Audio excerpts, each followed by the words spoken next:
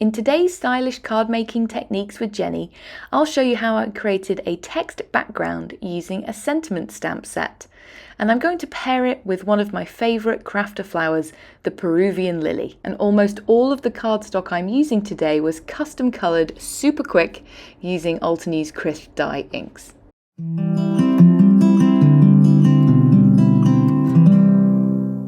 Hi everyone, it's Jenny. Welcome back to another video. Today I'm featuring the Craft-A-Flower Peruvian Lily, and I don't know about you, but I like to add a magnetic sheet into my Craft-A-Flowers after I've opened them. Much easier for me to find all of the pieces I need when I'm starting my layering.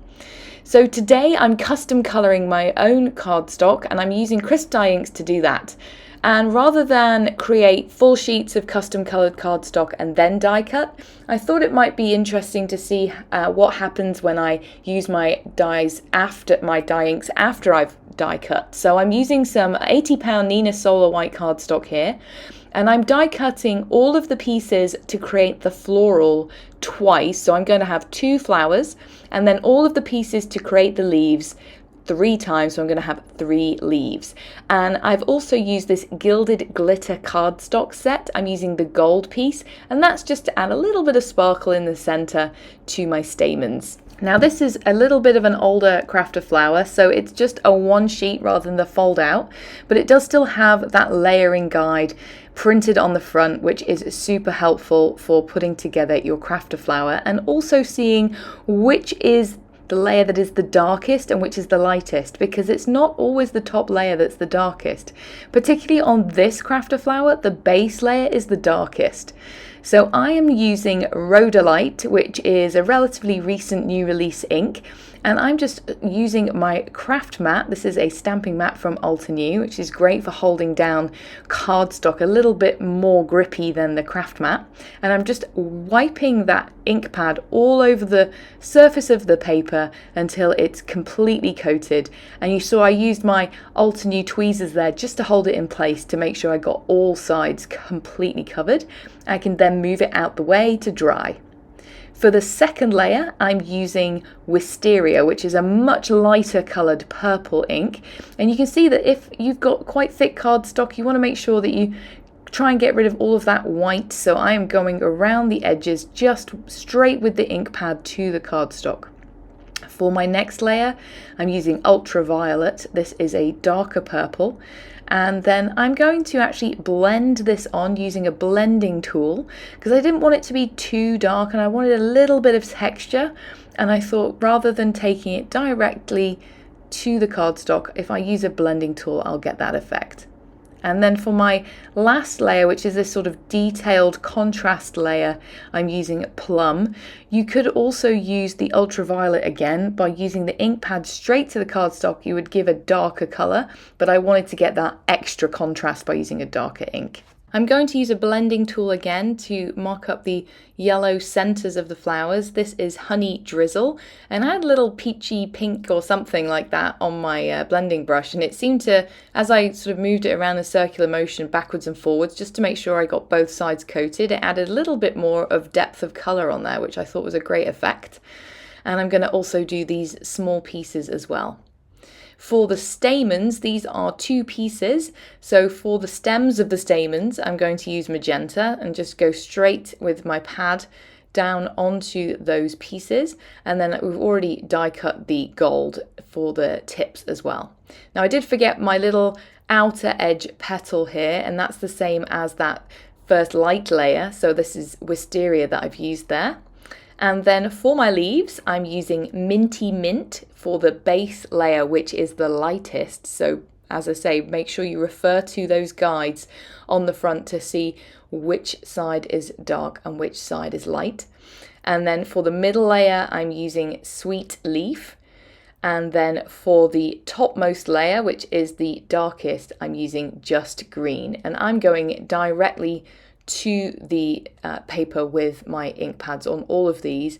Makes it super fast, and I did all 3 in a row, all 3 pieces in a row, and where I've got all that excess ink on my stamping mat, I actually used that to pick up and colour in those edges as well.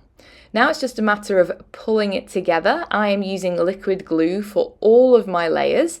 Off camera, I have just added the liquid in a few places here and there on the back, used my finger to dab off any excess so it doesn't squeeze out around the edges. And then I recommend for this Peruvian lily using those dots in the centers to line up all your layers. It makes it super easy. For the stamens, add the pink piece over the top of the gold and then add it on. That made it super easy as well. And then that last little petal, that sort of facing out towards you, goes on last. And that finishes the layering of this flower. If that was a little fast for you, you can slow it down and pause it and you'll be able to see much more slowly how I did it. The leaves, they're very easy. Just line up the tips on all layers and adhere them down. For my fun text background, I'm using the Carpe Diem stamp set. This is full of interesting sentiments and fonts. I really like the look of them, and I thought that if I stamp them all over the background, that because they're different sizes and fonts, they'd easily fit together. It's kind of like putting a jigsaw together. And I'm going to keep this black and white, so I'm going to be using Obsidian pigment ink for my stamping. And what I did is I added it into my Minty, took all of the stamps off the stamp set and just started playing around, lining them up here and there. I didn't want to put any that were exactly the same sort of font and style right next to each other. Just tried to add in a little bit of interest, maybe smaller stamps next to the bigger stamps here and there. And then when I'd got as much as I could put down and left enough room for my magnet to make sure that my cardstock stayed in place, I then picked all the stamps up with my Minty and inked them up with the Obsidian pigment ink.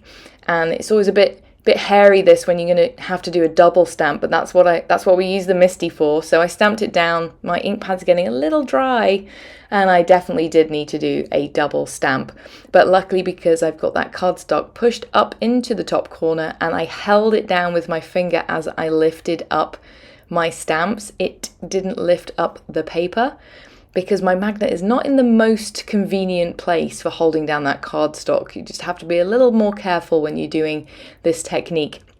When you use the magnet in the center, that cardstock doesn't lift up so easily. Now I'm just going to pull off those stamps and add them back on again here and there. I'm trying to avoid having the same stamp next to itself one more, so I'm just making sure that I've got them far enough apart so it doesn't look like a repetition. And then I'm just going to add them here and there and then stamp down again in the same way as I did before. I also hadn't used a couple of stamps from the set that were really tiny, and these were perfect for just filling in a couple of the gaps that I can just stamp them down. And then I've just got that one gap left, so I found an aloha and stamp that over the top. This will work with almost any sentiment stamp set, as long as the sentiments sort of go together somewhat. So this is all about seizing the day, don't quit, hi, thank you, it kind of all goes together. But if you've got a multiple stamp set, that says happy birthday, thank you with sympathy, it probably won't work quite as well. But you can always, there's nothing to stop you pulling out sentiments from different sentiment stamp sets to do this same kind of look. I kept it black and white because that goes with everything. And I also kind of like that sort of almost newspaper print-esque look. And it really does form a great contrast with these Peruvian lilies. I've added some Altenew foam tape to the back. On that top one, I've used a double layer. And on that one at the bottom, on one side, I've just used a single layer where it overlaps with that top lily.